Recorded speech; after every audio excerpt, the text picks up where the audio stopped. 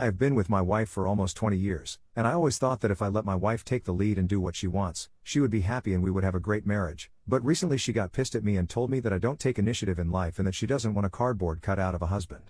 Posted by you/throw RA Old Earth 76. My wife, 39F, and I, 40M, have been together almost 20 years now, married for 15, grown kid. We were on a vacation and I had not planned anything I really wanted to see. Well, it was a working vacation, she was going to a training, and I had driven us there to go along. When the weekend came, she asked what I would like to do.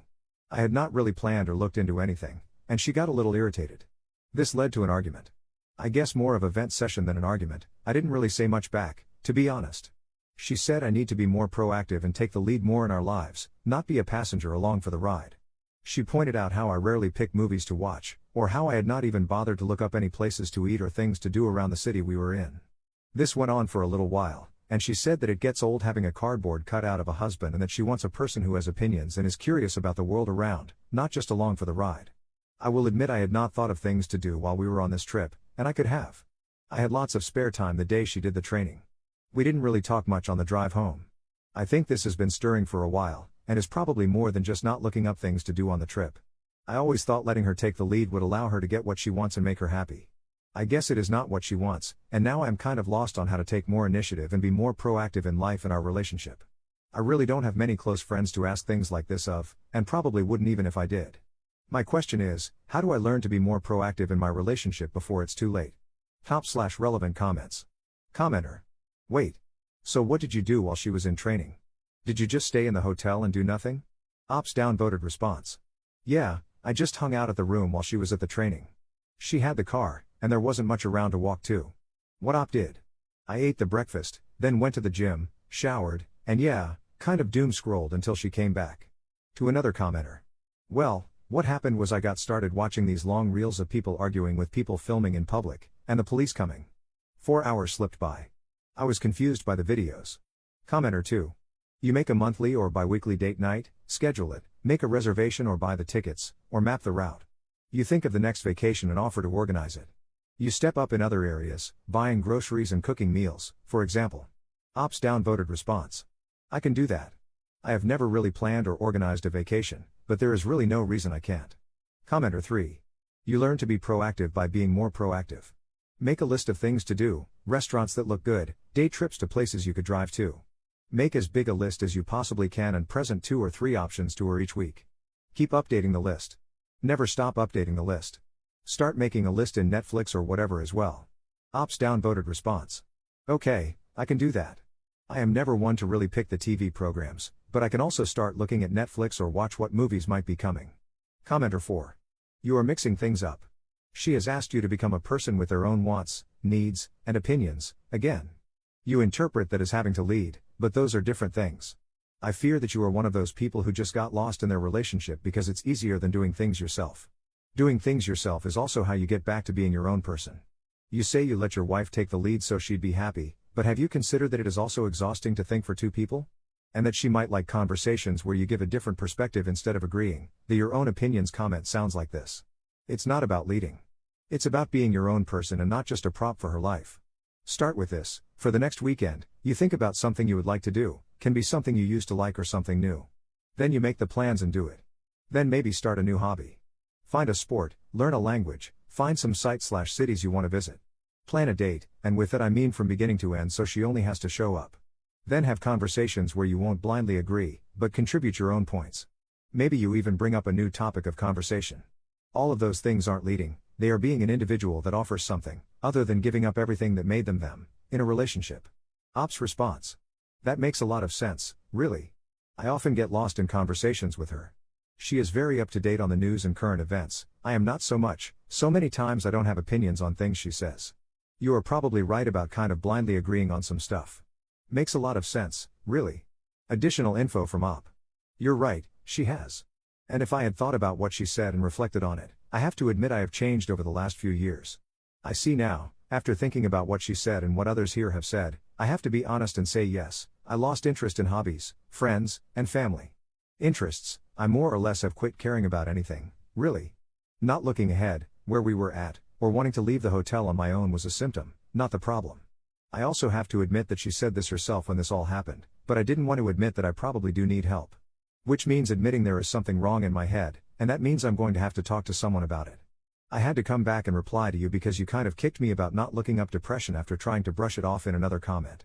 You were 100% right. If I researched it, I would have to admit it is probably the root of all the problems. You're also right, I see I am in real danger of her just walking away. Update 2 months 2 weeks later. After I made my original post, I spent a lot of time thinking about what she and people here had said, not just about planning date nights, picking TV shows, or being more up to date on news/current events, but more about showing up as my own person in our relationship. I realized that for years I thought being easygoing was a good thing. I thought that by going along with what she wanted, I was being a good partner and letting her have what she wanted, but really I was avoiding responsibility or taking risk in our relationship. I wasn't showing her who I am or putting any care into anything. I have made a few changes since my post. I have planned some date nights and things to do instead of waiting for her to make plans for us to avoid doing nothing, a problem we had fallen into.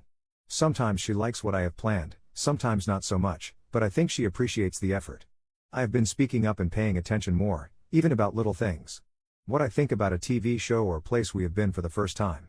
Offering more than it was okay or it was alright, but offering some actual opinions that don't dead end the conversation. I have been paying attention more to the news and current events, and even though many times I don't really have an opinion about things, I offer what I can to show some interest. It's awkward at times, but better than just doing nothing. I am also reconnecting with some interests that I had let go over the years, been more willing to spend time with some friends instead of choosing to stay home and scroll. I have also restarted some old hobbies, hiking and mineral collecting, which I can do on my own, or she has come with me a few times. She seems happy I'm out doing things on my own and reconnecting with friends after so many years, I think.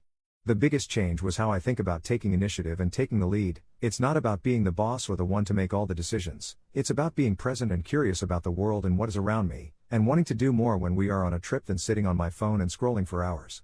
So, in an almost exact mirror of what happened in my last post, again last weekend we traveled so she could give another training, and I drove us there. Again, she took the car, but instead of just hanging out in the hotel room and waiting for her to come back, I used the bus system and went to the world's biggest comic shop, saw a few historical/touristy spots, had lunch, and found a huge flea market for us to go to on Sunday morning before driving home. It was a very different weekend than the last.